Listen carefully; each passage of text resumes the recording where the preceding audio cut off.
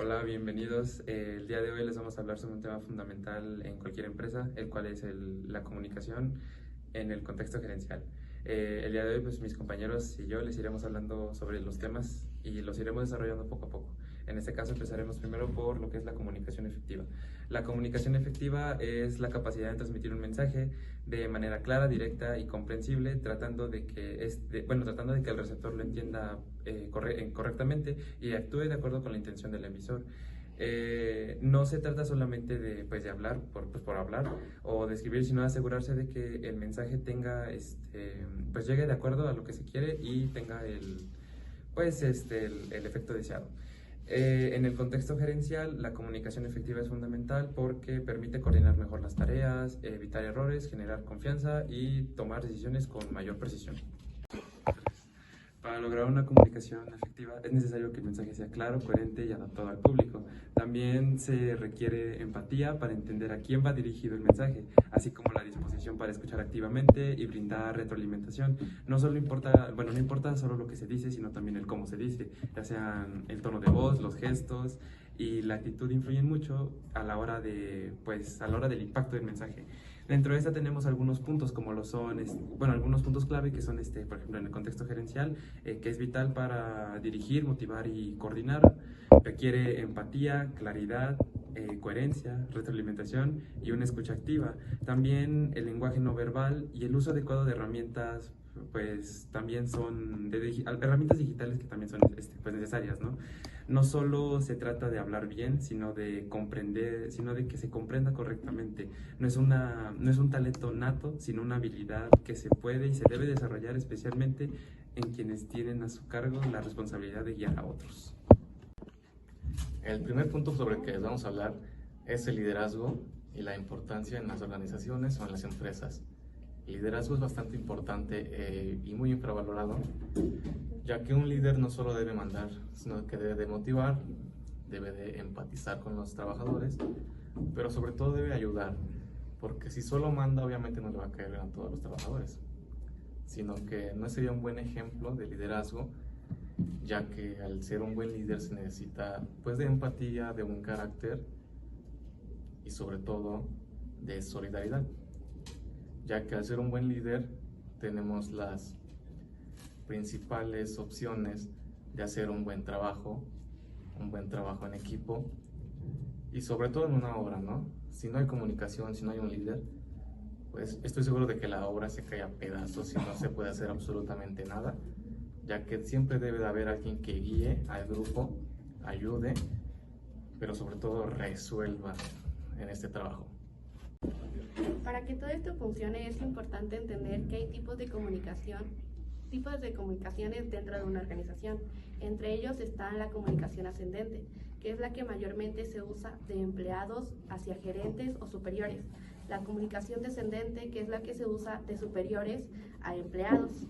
La comunicación horizontal, que es la que se usa entre empleados del mismo área o nivel jerárquico, y la comunicación diagonal, que es la que se usa entre empleados de distintos departamentos.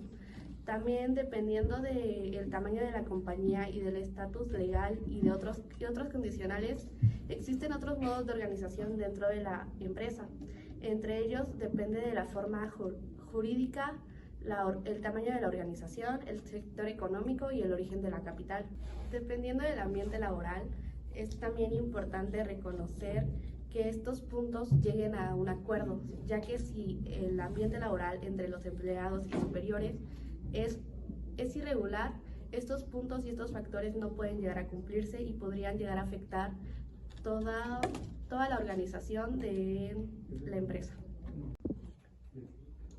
Bueno, habilidades gerenciales. Pues las habilidades gerenciales consisten en este conjunto de habilidades, destrezas, todo este tipo de conocimientos que se juntan para poder liderar. Y bueno, entre estas características importantes tenemos el liderazgo transformacional.